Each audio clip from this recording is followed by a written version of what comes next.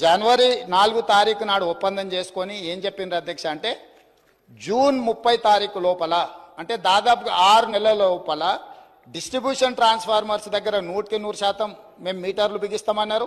వ్యవసాయ డిస్ట్రిబ్యూషన్స్ ఉన్న దగ్గర మేము మీటర్లు పెడతామని ఒప్పందాలు చేసి సంతకాలు చేశారు అధ్యక్ష.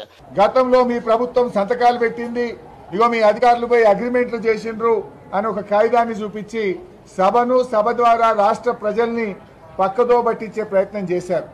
ఈ అగ్రిమెంట్ ఎక్కడిది? ఇది ఆల్రెడీ నేను చెప్పిందే, ఆయన కొత్తగా వెలికి తీసిందేం లేదు. గతంలో ఉదయ్ స్కీములో కేంద్ర ప్రభుత్వము దేశంలోని అన్ని రాష్ట్రాల మీద ఒత్తిడి పెట్టి 27 రాష్ట్రాలను ఉదయ్లో చేర్చారు. అప్పుడు కాంగ్రెస్ పార్టీ అధికారంలో ఉన్న రాజస్థాన్, హిమాచల్ ప్రదేశ్ తదితర రాష్ట్రాల్లో కాంగ్రెస్ పార్టీ కూడా ఉదయ్ స్కీమ్లో జాయిన్ అయింది. దేశంలో 27 రాష్ట్రాలు జాయిన్ అయినాయి, తెలంగాణ రాష్ట్రం కూడా జాయిన్ అయింది. అయితే ఈ ఉదయ్ స్కీమ్లో ఉన్నదేంటిది?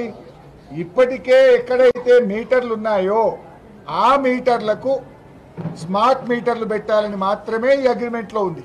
అది కూడా వ్యవసాయ విద్యుత్ కనెక్షన్లను మినహాయిస్తూ వ్యవసాయ విద్యుత్ కనెక్షన్లు కాకుండా 500 యూనిట్లకు పైగా కరెంటు కాల్చుతున్నటువంటి మీటర్లకు ఆ పాత మీటర్ల జాగాలకు కొత్త స్మార్ట్ మీటర్లు పెట్టాలని మాత్రమే ఉన్నది. కానీ ముఖ్యమంత్రి గారు ఏం సేవను పక్కతో పట్టించే ప్రయత్నం చేసినారు.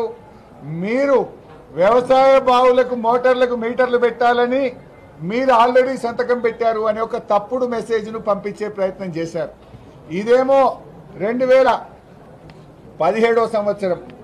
ఈ యాక్చువల్గా కేంద్ర ప్రభుత్వం రాష్ట్రాలను అడిగినటువంటిది 9 జూన్ 2021.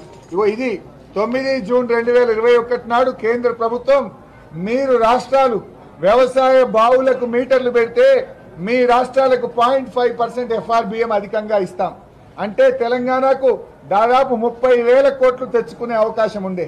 ఈ 30,000 కోట్లు మాకు వద్దు, మా రైతులు మాకు ముఖ్యం, నా గొంతులో ప్రాణం ఉండంగా రైతుల బోరు బావుల కాడ మీటర్లు పెట్టను అని మేము 30,000 కోట్లు 2021 సంవత్సరంలోనే వదులుకున్నాం.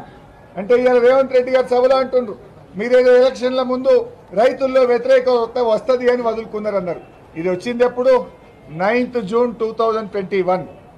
కేంద్ర ప్రభుత్వం కూడా ఏం చెప్పింది ఇందులో 31 మార్చ్ 2021లోగా మీరు మీ యొక్క ఇష్టాన్ని తెలియజేయండి అంటే మాకు ఇచ్చిందే 2 నెలల టైం. 31 మార్చ్ 2021లోగా మీరు ఇలా చేరరా అని అడిగింది.